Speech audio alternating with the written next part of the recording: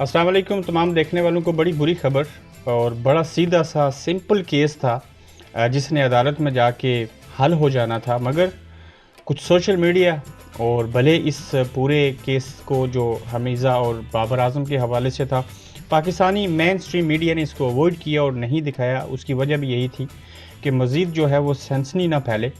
बाबर आज़म एक हमारे कौमी टीम का कप्तान, एक दुनिया का बेहतरीन खिलाड़ी, मगर हुआ ये कि आज हमीज़ा जब वो लाहौर से के अंदर ही ट्रैवल करी थी अपनी एक सफ़ेद गाड़ी में, आप देख सकते हैं कि इसके ऊपर कितनी गोलियों के निशानात लगे हैं और किसी ने हमीज़ा के ऊपर फायरिंग की और उस फायरिंग के नतीजे में वो थोड़ी सी ज़ख्मी हुई। इस वक्त वो लाहौर के एक मकामी पुलिस स्टेशन में मौजूद है और ये ख़बर बड़ी हद तक फैल भी चुकी है। अब ये जो 9 गोलियां लगी हैं इस गाड़ी के ऊपर, निशानात आप देख सकते हैं। अब जब वो पुलिस स्टेशन के अंदर मौजूद है तो इसका कसूरवार वो किसको ठहराएगी और ये एक तीसरी FIR किसके ऊपर दर्ज होगी। मैं किसी सूरत नहीं समझता हूँ कि ये कोई बाबर ने बराह रास्त चीज़ की होगी।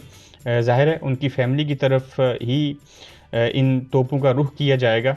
अफसोसनाक चीज़ कि जिस मामले को बाज़िया कोर्ट और बाकी तरीक़ों से हल होना चाहिए था, उसमें मज़ीद एक ऐसा मोड़ आ गया कि उस लड़की के ऊपर फायरिंग करके इस मामले को मज़ीद उछाल दिया गया है। अनफॉर्चुनेटली ऐसा होना नहीं चाहिए था, लेकिन अगर ऐसा हो गया है तो अभी PCB को देखना चाहिए कि ये जो मामलात हैं इनको जल्द अज जल्द कैसे यकसू किया जा सकता है। अगर ना इस चीज़ को संभाला गया और मज़ीद इस तरह से कोशिश की गई कि किसी को मार के जान से या किसी के ऊपर फायरिंग करके या किसी की जान लेके चीज़ों को दबाया जा सके, तो ऐसा मुमकिन नहीं होगा। अब लोग मुख्तलिफ़ चीज़ें सोचेंगे कि शायद जो लोग हमीज़ा के साथ पहले से बाबर को बदनाम करने के लिए और उनकी फ़ैमिली को शामिल हाल थे, कहीं उन्होंने ही ये काम ना करवा दिया हो। फिर ये भी होगा कि शायद किसी थर्ड पार्टी ने इन दोनों की नाराज़गी का फ़ायदा उठाते हुए ये इंसिडेंट करवा दिया हो। ज़ाहिर है जिस लड़की के ऊपर हुआ वो तो बेहतर समझती है कि उसके साथ ऐसा कौन कर सकता है।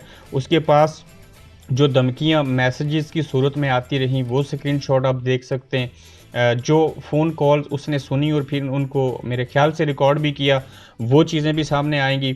अगर बात इस हद तक चली गई, दो ही इसके हाल हैं, या तो बंदे को दुनिया से मार के उठा दिया जाए, अगर वो ज़िंदा है तो वो ज़ाहिर है उसने अपनी भड़ास निकालनी होगी, मामलात आगे पहुँचेंगे। अब फैमिली टू फैमिली जो बेशुमार राज और न्याज की बातें होती हैं वो सामने आ सकती हैं।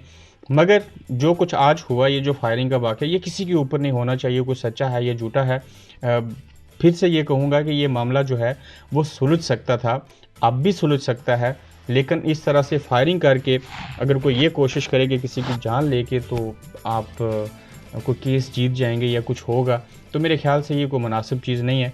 और दूसरी तरफ बाबर फैमिली को कोई इस लेवल का किसी तज़ब्ज़ब का शिकार नहीं होना चाहिए, उनको कोई कन्फ्यूजन नहीं होनी चाहिए, उनको कोई डर खौफ नहीं होना चाहिए कि ये मामला बड़े अच्छे तरीके से अगर अदालत में भी जाता है तो जिसके पास जितने जो सबूत होंगे उसकी रोशनी में वो जीत जाएगा। और सब लोगों को पता है कि पाकिस्तान के अंदर कौन ताकतवर है, कौन किस तरह से वहाँ पे चीज़ें होती हैं। तो बाबर को ही एंड ऑफ द डे इसमें कामयाबी मिलेगी, लेकिन ये काम सब्र से, तहम्मुल मजाजी से करना होगा, ना कि इस तरह से फायरिंग करके और बाकी चीज़ें करके इंटरनेशनल दुनिया तक इस केस को पहुंचा दिया जाए, जो कि अभी तक चंद सोशल मीडिया एक्टिविस्ट या चंद लोग जो हैं उनकी हद तक है या विद इन द कंट्री है। अगर ये इंटरनेशनल चीज़ उस तरह से हाइप क्रिएट हो गई तो एक खिलाड़ी जो है उसको ज़हनी तौर पे सुकून में होना बेहद ज़रूरी है।